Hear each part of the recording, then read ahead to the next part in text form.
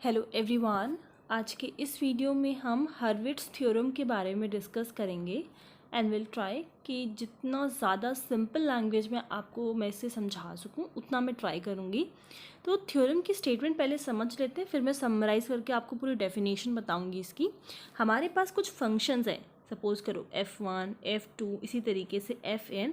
इन functions का हमने एक सीक्वेंस बना दिया। तो हमने ये लेट किया कि fn हमारे पास एक सीक्वेंस है फंक्शंस की, और ये फंक्शंस कैसे हैं, जो सीक्वेंस है पूरी वो कैसी है, नॉन वैनिशिंग है।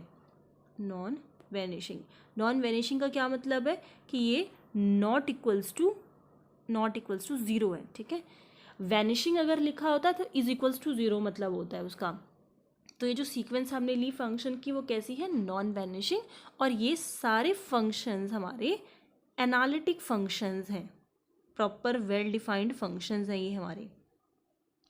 किसी भी रीजन की बात कर रहे हैं तो हम उस रीजन को ले लेते हैं डी, और हम ये बोलते हैं कि सपोज करो कि ये जो हमने सीक्वेंस ली है फंक्शंस की वो किसी एक फंक्शन पे कन्वर्ज कर रही है, वो हमने मान लिया एफ।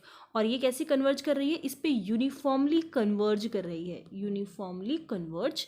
आप डी का कोई भी कॉम्पैक्ट सबसेट ले लो, उस पर ये एफ पर यूनिफॉर्मली कन्वर्ज कर रही है। तो हमने लिख दिया it is this sequence of function is converging to F uniformly on every compact subset कैसे होते हैं, जो क्लोज्ड भी हों और बाउंडेड भी।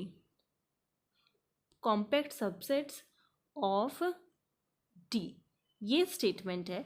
तो ये रिजल्ट हर्विट्ज़ थ्योरम से फिर हमें क्या रिजल्ट मिलता है, देन या तो ये जो फंक्शन जिस पे वो कन्वर्ज कर रही है वो आइडेंटिकली इक्वल होगा ज़ीरो के। ठीक है, वो फंक्शन ज़ीरो फंक्शन होगा डोमेन डी में, जो भी हमने रीजन ले रखा है। और अगर ऐसा नहीं है तो और दूसरा ऑप्शन क्या हो सकता है कि ये जो फंक्शन है वो नॉट इक्वल्स टू ज़ीरो होगा, चाहे आप कोई सा भी पॉइंट ले लो इस डोमेन में। ठीक है, वापस से हम स्टेटमेंट देखते हैं कि हमने जो फंक्शंस लिया है उसका हमने एक सीक्वेंस बना दिया उस फंक्शंस का। वो फंक्शंस नॉन वेनिशिंग है, नॉट इक्वल्स टू ज़ीरो है, और एनालिटिक फंक्शन है। जिस भी हम डोमेन की बात कर रहे हैं उस डोमेन पर ये फंक्शन कैसा है, एनालिटिक है। ये जो सीक्वेंस है फंक्शंस की वो किसी एक फंक्शन एफ पे जाके कन्वर्ज कर रही है, जैसे कि आपने पॉइंट वाइज कन्वर्जेंस में पढ़ा है, यूनिफॉर्मली कन्वर्जेंस में पढ़ा है। तो पॉइंट वाइज कन्वर्जेंस में हम क्या करते थे, हम ये फाइंड करते थे कि वो किस पे जाके कन्वर्ज कर रही है। तो ये हमने उसको एफ मान लिया, और ये यूनिफॉर्मली कन्वर्ज कर रही है इस एफ पे।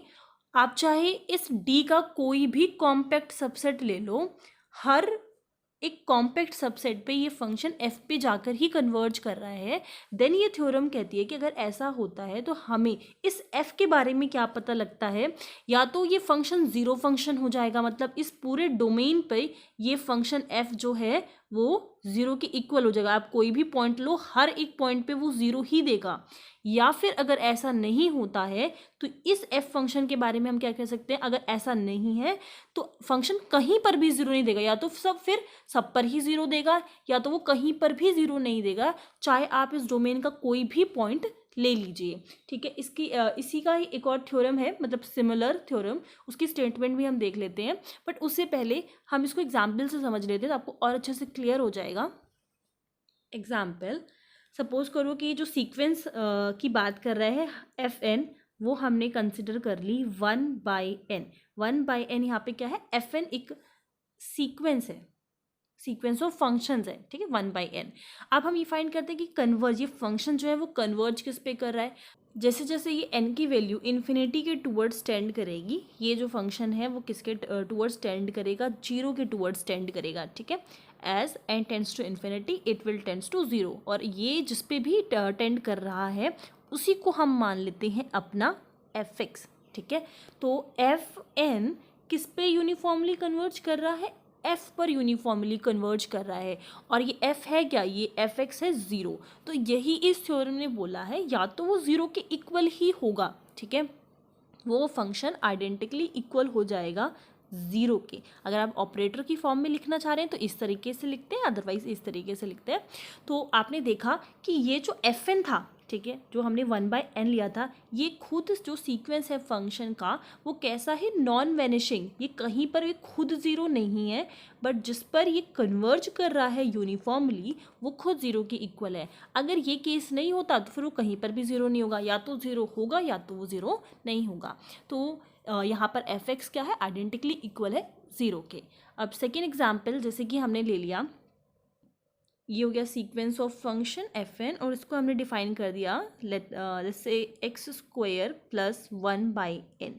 Now when n tends to infinity it will tends to X square, ये हो जाएगा अब हमारा एफ एक्स। ठीक है, जैसे जैसे ये n जो है इन्फिनिटी के टूवर्ड्स टेंड करता है, ये जीरो के टूवर्ड्स टेंड करेगा, बचा गया हमारे पास एक्स स्क्वायर। तो एफ एक्स यहाँ पर क्या हो जाएगा, सिर्फ हमारा एक्स स्क्वायर हो जाएगा। नाउ ये जो एफ एन है this is converging to this F. ठीक है, तो यहाँ पर इस केस में अब हम बोले कि क्या ये आइडेंटिकली है, इक्वल है ज़ीरो के, और अगर ये इसके इक्वल नहीं होता तो फिर क्या होगा कि ये कहीं पर भी ये नॉट इक्वल्स टू ज़ीरो होगा, चाहे आप जो भी आपने रीजन ले रखा है उसकी हर एक वैल्यू पर। ठीक है, for all z belongs to that domain,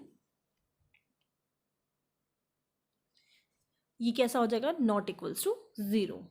I hope आप ऐसा तो नहीं सोच रहे होंगे कि यहाँ पर x की वैल्यू हम 0 पुट कर देंगे तो ये तो हमें 0 मिल जाएगा, जब हम x की वैल्यू 1 पुट करेंगे तो हमें 1 मिलेगा, 2 पुट करेंगे तो 4 मिलेगा।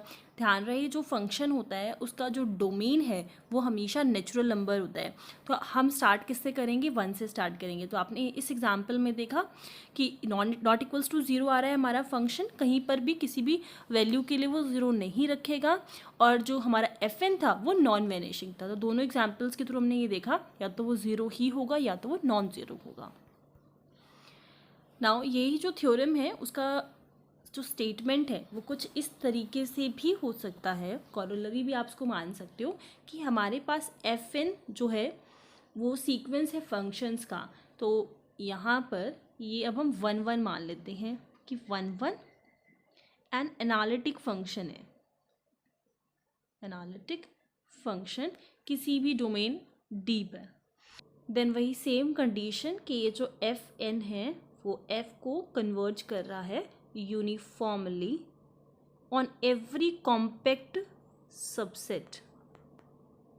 अब कोई भी डोमेन का कोई भी कॉम्पैक्ट सबसेट ले लो, क्लोज्ड बाउंडेड सबसेट ले लो, तो एफ एन जो है वो एफ पे यूनिफॉर्मली कन्वर्ज कर रहा है। फंक्शन कैसा है, 1 1 है। ठीक है, पूरे डोमेन में फंक्शन जो सीक्वेंस है फंक्शंस का वो 1 1 है। देन यहाँ से हमें क्या पता लगता है इस एफ के बारे में, ये जो एफ होगा या तो ये कांस्टेंट होगा या तो फिर ये 1 1 होगा, 1 1 इन होल डोमेन। ठीक है, अब इसको समझिए, लास्ट वाले रिजल्ट में हम ये बोल रहे थे कि या तो फंक्शन हर एक वैल्यू पर 0 देगा और 0 फंक्शन बन जाएगा, या दूसरे ऑप्शन में हम अगर ऐसा नहीं होता है तो हम ये बोल रहे थे या तो वो हर एक वैल्यू पर नॉन ज़ीरो रहेगा।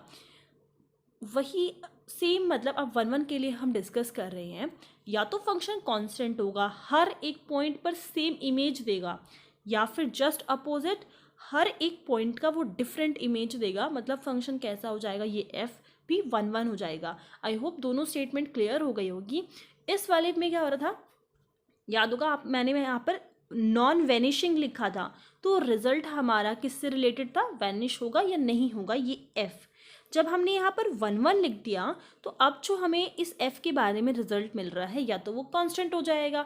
f आपको सपोज करो जो भी फंक्शन यहाँ पर मिल रहा है a, हर एक वैल्यू उसी को जाके मैप कर रही है, बट 1 1 के केस में अब हर एक वैल्यू हर एक डिफरेंट इमेज को मैप कर रही है। जब हम इसको नॉन वैनिशिंग बोल रहे थे तो हमने रिजल्ट भी अपना इसी से रिलेटेड बोला था, और जब हम इसको 1 1 बोल रहे हैं तो हमारा जो ये f है उसका नेचर भी हम उसी से रिलेटेड ही बता रहे हैं, या तो कांस्टेंट होगा या तो 1 1 होगा।